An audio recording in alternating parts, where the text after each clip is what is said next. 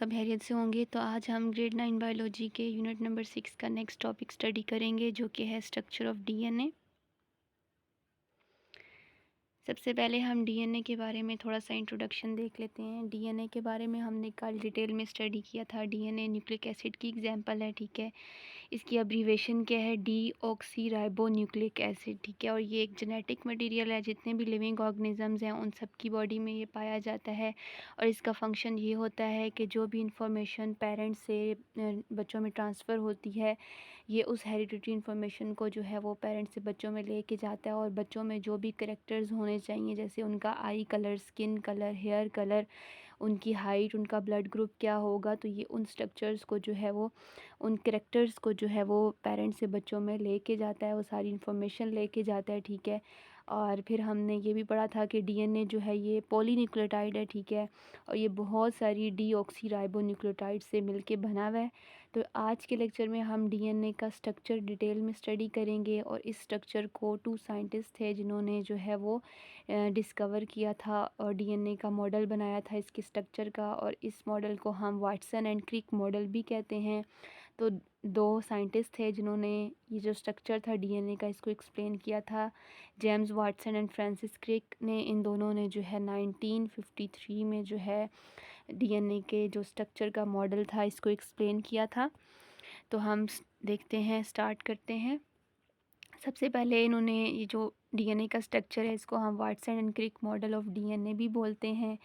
सबसे पहली बात जो इन्होंने बताई कि DNA is a double stranded and helical, ठीक है। हमने कल के लेक्चर में ये पढ़ा था कि डीएनए जो है वो पॉलीन्यूक्लियोटाइड होता है। न्यूक्लियोटाइड क्या होता है? पॉली का मतलब होता है मैनी, और न्यूक्लियोटाइड हमने पहले जो है इसको डिटेल में स्टडी किया हुआ है। न्यूक्लियोटाइड जो है ये 3 कंपोनेंट से मिलके बना होता है, ठीक है। नंबर 1 जो है वो है राइबोस, ठीक है। राइबोस शुगर होती है जो कि 5 कार्बन होती है, ठीक है। एंड नंबर 2 जो है वो होता है फॉस्फेट ग्रुप।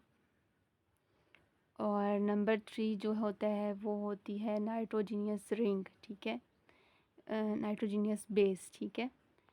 अच्छा, अगर एक न्यूक्लियोटाइड की बात करें तो वो ये 3 कंपोनेंट से बनी होती है। नंबर 1 राइबोस जो कि 5 कार्बन शुगर है, नंबर 2 फॉस्फेट ग्रुप होता है, और नंबर 3 जो है वो नाइट्रोजीनियस बेस होती है, ठीक है।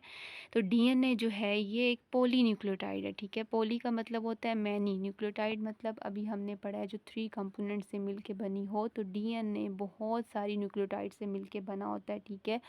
और अगर हम इसका स्ट्रक्चर देखें तो यहाँ पे आपको डायग्राम में नज़र आ रहा है, ये एक लैडर लाइक स्ट्रक्चर होता है। जिस तरह सीढ़ी होती है, सीढ़ी में अगर आप गौर करें तो इस तरह साइड पे 2 डंडे होते हैं, ठीक है। और दरमियान में उन डंडों को जो है आपस में कनेक्ट करने के लिए जो एक सपोर्ट भी होती है, ठीक है। तो डीएनए का स्ट्रक्चर भी ऐसा होता है, ये लैडर लाइक होता है, सीढ़ी की तरह होता है। यहाँ पे ये जो आपको 2 यहाँ पे साइड पे डंडे नज़र आ रहे हैं, ठीक है, ये जो हैं इनको हम यहाँ डीएनए जो है, ये जो इस साइड्स हैं इसकी जो बैक बोन्स हैं, ठीक है, ये किससे बनी होती हैं? 2 चीज़ों से। एक है शुगर, ठीक है, जो कि 5 कार्बन थी हमने पढ़ा था, और साथ में जो है वो फॉस्फेट ग्रुप है, ठीक है। और ये जो दरमियान में जो सपोर्ट होती है ये बनी होती है नाइट्रोजीनियस बेस से, ठीक है। जो हमने 4 टाइप की नाइट्रोजीनियस बेसिस पढ़ी थी डीएनए के अंदर जो थी, जिनमें एडेनिन था, ग्वानिन था, साइटोसिन था और थाइमिन था, ठीक है। ये 4 बेसिस जो हैं इनसे डीएनए बना होता है। तो डीएनए का एक लैडर लाइक स्ट्रक्चर है, सीढ़ी की तरह का स्ट्रक्चर होता है। इसकी ये जो बैकबोन होती है, ये किससे बनी होती है? ये शुगर और फॉस्फेट से बनी होती है। शुगर यानी जो 5 कार्बन शुगर थी, जो डीऑक्सीराइबोस शुगर थी, और साथ में फॉस्फेट ग्रुप था। और दरमियान में ये जो सपोर्ट होती है ये बनी होती है नाइट्रोजीनियस बेसिस से, ठीक है। और ये 2 जो साइड पे जो आपको स्ट्रैंड्स नज़र आ रहे हैं, ये 2 स्ट्रैंड्स मौजूद होते हैं, और इसलिए डीएनए को हम डबल स्ट्रैंडेड बोलते हैं। और ये जो लैडर होती है, जो सीढ़ी की तरह का स्ट्रक्चर होता है, ये इसका सीधा नहीं होता, बल्कि एक स्ट्रैंड दूसरे के ऊपर जो है वो ट्विस्ट कर रहा होता है, और एक स्पाइरल शेप और एक हेलिक्स लाइक शेप जो है बनाता है। इसलिए हम बोलते हैं कि डीएनए का जो स्ट्रक्चर है वो हेलिक्स की तरह है, ठीक है। दोनों स्ट्रैंड एक दूसरे के ऊपर लिपटे होते हैं, ये आपको डायग्राम में नज़र आ रहे हैं। ये लैडर जो है वो सीधी नहीं होती, ठीक है। अच्छा, उसके बाद इन्होंने बताया है कि डीएनए जो है इट इज़ अ पॉलीन्यूक्लियोटाइड, ठीक है। पॉलीन्यूक्लियोटाइड मतलब ये बहुत सारी न्यूक्लियोटाइड से मिलके बना होता है। अगर सिर्फ एक न्यूक्लियोटाइड की बात करें तो अभी हमने पढ़ा है कि वो 3 चीज़ों से बनी होती है, एक 5 carbon sugar, number 2 phosphate group और नंबर 3 नाइट्रोजनियस बेसिस, ठीक है। अगर हम सिर्फ इस एक साइड की बात करें, जिसमें अगर हम एक इस तरह की जो इसकी जो बैकबोन है वो और एक स्पोर्ट जो है इसकी बात करें, तो ये जो पूरी एक आपको नज़र आ रहा है जो एक पॉइंट है यहाँ पे, ये जो बैकबोन है ये किससे बनी हुई है, शुगर और फॉस्फेट से, ठीक है। और ये जो इसकी स्पोर्ट है ये किससे बनी है, नाइट्रोजनियस बेस से। तो ये जो पूरा एक आपको स्ट्रैंड नज़र आ रहा है ये बहुत सारी न्यूक्लियोटाइड से मिलके बना हुआ है। और एक न्यूक्लियोटाइड की बात करो तो वो 3 चीज़ों से बना होता है। नंबर 1 जो 5 कार्बन शुगर है, नंबर 2 जो फॉस्फेट ग्रुप है और नंबर 3 नाइट्रोजनियस बेसिस, ठीक है। तो यहाँ पे हम आगे डिटेल में देखते हैं क्या लिखा हुआ है। DNA is a double strand, अभी बताया है कि ये डबल स्ट्रैंडेड होता है, ठीक है। और फिर हमने कहा है कि ये हेलिकल शेप होती है, यानी दोनों जो स्ट्रैंड है वो एक दूसरे के ऊपर कॉइल हुए हुए हैं, एक दूसरे के ऊपर लिपटे हुए हैं और एक हेलिक्स शेप दी है, यानी स्पाइरल शेप में मौजूद होते हैं। फिर अगर हम बात करें तो डीएनए स्ट्रैंड्स जो है वो एंटी पैरेलल होते हैं। एंटी पैरेलल मतलब अगर एक स्ट्रैंड इनका सीधा है, ठीक है, तो दूसरा जो है इनका उल्टा होगा। मतलब एक स्ट्रैंड अगर 3 to 5 डायरेक्शन में जा रहा है तो दूसरा 5 से 3 डायरेक्शन में जा रहा है। जैसे यहाँ पे हम डायग्राम में देखते हैं, यहाँ पे अगर आपको नज़र आ रहा है कि ये फर्स्ट न्यूक्लियोटाइड है, ठीक है, जो 3 चीज़ों से बनी हुई है। नंबर 1 फॉस्फेट ग्रुप है, नंबर 2 ये 5 कार्बन शुगर है और ये नाइट्रोजनियस बेस है। ये स्ट्रैंड अगर सीधा है, ठीक है, एक डायरेक्शन में जा रहा है, तो यहाँ पे आपको दूसरी साइड पे जो सेकंड स्ट्रैंड है आपको ये उल्टा नज़र आ रहा है, ठीक है। ये अगर ऊपर से नीचे जा रहा है ये वाला स्ट्रैंड, तो ये आपको नीचे से ऊपर की तरफ जाता हुआ नज़र आ रहा है। तो इसलिए ये दोनों स्ट्रैंड एक दूसरे के एंटी पैरेलल होते हैं, यानी कि अगर एक जो है वो स्ट्रैंड एक डायरेक्शन में जा रहा है तो दूसरा ऑपोजिट डायरेक्शन में जा रहा है। अच्छा, उसके बाद इन्होंने यहाँ पे बताया है कि जो बैकबोन होती है डीएनए की, अभी हमने पढ़ा डीएनए की जो बैकबोन होती है, यहाँ पे अगर हम दोनों स्ट्रैंड्स बनाएंगे इसकी बैकबोन है तो वो 2 चीज़ों से बने हुए हैं, एक है शुगर, ठीक है, और दूसरा क्या है, फॉस्फेट पार्ट है, ठीक है। और अगर हम बात करें बेसिस की, तो यहाँ पे जो दरमियान में जो स्पोर्ट है यहाँ पे मौजूद होती हैं नाइट्रोजीनियस बेसिस, ठीक है।